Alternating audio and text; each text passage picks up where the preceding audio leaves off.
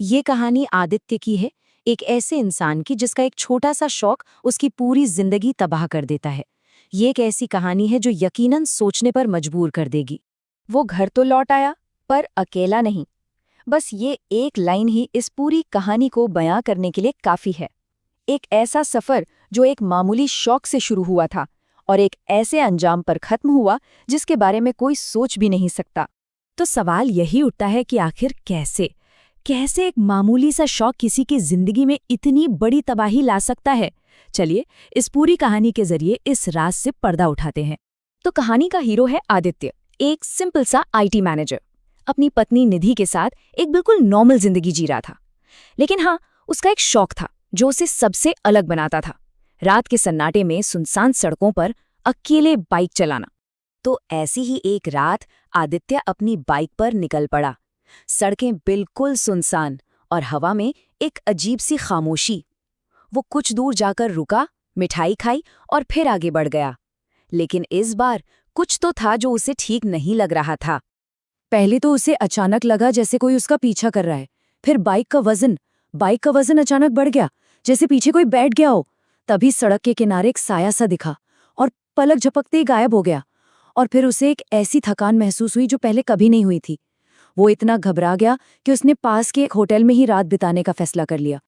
Hotel के उस कमरे में अंधेरे में जब उसने आंखें बंद की तो उसके दिमाग में बस एक ही ख्याल गूंज रहा था, मैं अकेला नहीं हूं। अगली सुबह वो डरा सहमा किसी तरह घर लौट आया। अब कुछ दिन बीत गए। आदित्य ने उस अजीब रात को थकान का नाम देकर भूलने की कोशिश की। अपनी नॉर्मल जिंदगी में लौटने के लिए वो पास के एक पार्क में जॉगिंग पर निकल गया। लेकिन पार्क में दौड़ते हुए अचानक सब कुछ बदल गया। एक पल वो हरे भरे पार्क में था और अगले ही पल वही अंधेरी सुनसान सड़क। उसे अपने पीछे किसी के दौड़ने की आवाज साफ सुनाई देने लगी। वो इतना डर गया कि लगभग बेहोश होने ही वाला था। उसने इस डरावने अनुभव को भी मेंटल स्ट्रेस कहकर टाल दिया। डॉक्टर के पास गया तो उन्होंने भी कहा कि सब ठीक है। उसकी पत्नी निधि ने उसे बहुत रोका, बहुत समझाया, पर अगले ही वीकेंड वो फिर से उसी रात की राइड पर निकल पड़ा। लेकिन इस बार इस दूसरी राइड पर डर कई गुना ज्यादा था। बाइक फिर से भारी महसूस होने लगी। उसके हाथ पैर सुन्न पड़ गए। फोन निकाला तो नो नेटवर्क। वो पूरी तरह से अनजान रास्तों पर भटक चुका था। और उन्हीं अनजान रास्तों पर भटकते भटकते उसे एक पुराना बिल्कुल टूटा फूटा सा घर दिखा। अजीब बात ये थी कि उस घर को देखकर उसे लगा जैसे जैसे वो यहाँ पहले भी आ चुका है। दरवाजा एक चरमराती हुई आवाज के साथ अपने आप खुल गया और वो अंदर चला गया। घर के अंदर जाते ही वो बेहोश हो गया। लेकिन जब सुबह उसकी आंख खुली तो वो किसी घर में नहीं बल्कि एक मलबे के ढेर पर पड़ा था। वो घर वहां था ही नहीं। और सबसे अजीब बात, उसके माथे पर राख का एक निशान था, जैसे जैसे उसे किसी कब्र से बाहर निकाला गया हो। इस घटना के बाद आदित्य जैसे तैसे घर तो पहुंच गया, लेकिन पहुंचते ही तेज बुखार में बिस्तर पर पड़ गया। डॉक्टर ने इसे फिर से थकावट बताया, पर असली और डरावनी कहानी तो अब शुरू होने वाली थी। इसके बाद आदित्य का बर्ताव बहुत तेजी से बदलने लगा। पहले तो उसे अंधेरे से डर लगने लगा, फिर वो अजीब अजीब तरह के मांस और कुछ रस्मों की मांग करने लगा। और देखते ही देखते कुछ ही हफ्तों में वो हिंसक हो गया, धमकियां देने लगा, गालियां बकने लगा। मतलब आदित्य पूरी तरह से बदल चुका था। सोचिए, जो इंसान रात में बाइक चलाने का दीवाना था वो अब अंधेरे से खौफ खाने लगा था। एक शांत रहने वाला आईटी मैनेजर अब एक ऐसा अजनबी बन गया था जो सिर्फ गालियां देता था और बदला लेने की बातें करता था। मेरा बदला पूरा होगा, एक एक से हिसाब लूंगा। ये शब्द उसने अपने ही माँ बाप से कहे। और तब परिवार को यकीन हो गया कि यह कोई दिमागी बीमारी नहीं है, ये कुछ और है। जब फैमिली डॉक्टर ने भी हाथ खड़े कर दिए तब परिवार ने पंडित कालीचरण को बुलाया। पंडित जी को इन मामलों का एक्सपर्ट माना जाता था। लेकिन आदित्य के शरीर से बोल रही उस आत्मा ने पंडित जी का मजाक उड़ाया। उसने हंसते हुए कहा, हाँ पंडित, साथ में मांस खाते हैं और मेरा बदला पूरा करते हैं।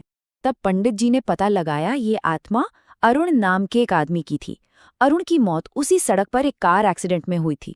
उसकी लाश हफ्तों तक वहीं पड़ी रही थी, किसी को पता भी नहीं चला। और जब आदित्य ने वहां मिठाई रखी तो वो भूखी आत्मा उसकी ओर खिंची चली आई। तो उस आत्मा को निकालने का प्लान क्या था? प्लान बिल्कुल साफ था।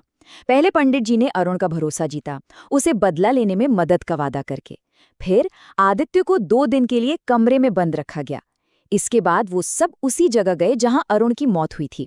वहां उसके कातिल का एक मिट्टी का पुतला बनाया गया और फिर अरुण के सारे गुस्से को उस पुतले पर उतारकर पवित्र भस्म से आत्मा को आजाद करने की आखिरी रस्म पूरी की गई। तो अब हम कहानी के बिल्कुल आखिर में आ गए हैं। वही सुनसान सड़क, पंडित जी, उनका शिष्य और पूरा परिवार उस आखिरी और सबसे अहम रस्म के लिए इकट्ठा हुए थे। और रस्म सफल रही। अरुण की आत्मा ने पूरे गुस्से में मिट्टी के उस पुतले पर हमला किया और आखिरकार उसे मुक्ति मिल गई। आत्मा को आदित्य के शरीर से निकाल दिया गया। लेकिन उस जबरदस्त संघर्ष के दौरान आदित्य का सिर एक पत्थर से जा टकराया। और यही इस कहानी का सबसे दुखद हिस्सा है। आत्मा तो चली गई, लेकिन आदित्य कभी वापस नहीं आया। उसकी आंखें खुली थीं, पर वो कुछ देख नहीं रही थीं। उनमें कोई जिंदगी नहीं थी। आज भी वो बस एक कुर्सी पर खालीपन में घूरता रहता है और उसकी पत्नी निधि उसे खाना खिलाती है। तो अंत में ये कहानी एक बहुत बड़ा सवाल छोड़ जाती है।